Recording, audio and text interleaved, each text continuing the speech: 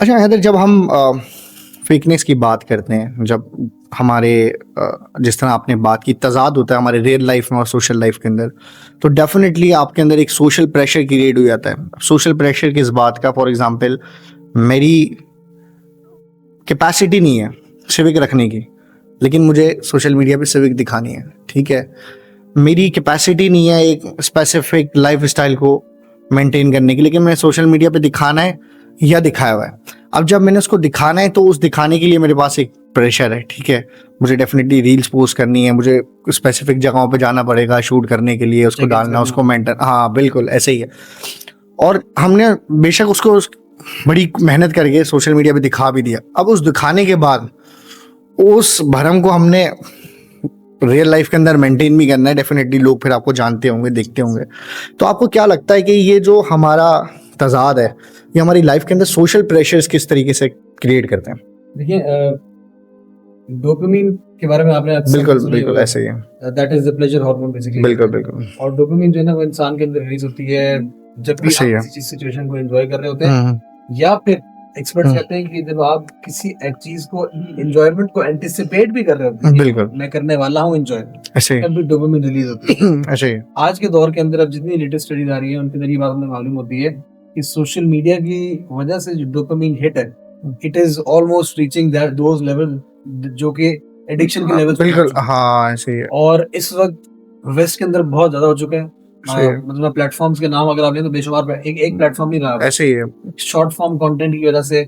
और टिकटॉक बहुत हो गया। टिकटॉक हो गया, इंस्टाग्राम रील्स होगी, बिल्कुल ये सारा का सारा जो कंटेंट है ये बेसिकली इंसान को लेके किस तरफ जा रहा है, इंस्टेंट ग्रेटिफिकेशन की तरफ। बिल्कुल हमें फौरी तौर पे जो है ना वो लाइक्स आएंगे, शेयर्स आएंगे, और उसकी वजह से जो है ना वो हम वो कह रहे हैं, I want to dive a little bit deeper. बिल्कुल बिल्कुल असल में हो ये रहा है कि हमें बड़े अरसे से, बहुत सालों से ना ये सिखाया गया है कि हमने जो है ना वो बाय हुक और बाय क्रुक अमीर होना है। अमीर होना है, ऐसे ही है। ठीक है, अमीर होना है। अब उस अमीर होने के लिए रास्ते में कौन सी चीजें इख्तियार करनी है, कौन से रास्ते इख्तियार करने हैं, कौन से नहीं करने, ये शायद हमारी पिछली जनरेशन को तो बताया गया था उनके वालिदैन को, हमें नहीं सिखाया गया।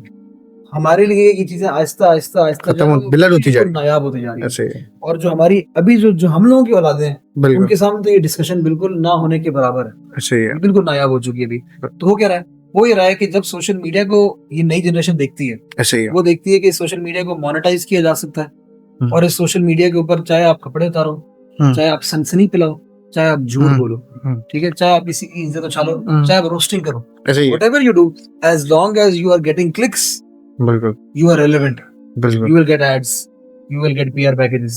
ऐसे ही है। तो अब इस प्रेशर की वजह से हमारी मोरालिटी जो है ना, मोरालिटी वो खत्म पिस गई है, ऐसे ही है। वो बिल्कुल मिट चुकी है। And that is the primary reason कि अब हमारे बड़े जो कहते हैं कि यार ये जो नई जनरेशन है ना, इसका कोई हाल ही नहीं, देखो ये सोशल मीडिया पे क्या कर रहा है, वो फलाना कर रहा है, वो फलाना कर रहा है, ढमकाना कर रहा है। That is the primary reason. और यहाँ पे बात खत्म भी नहीं होती।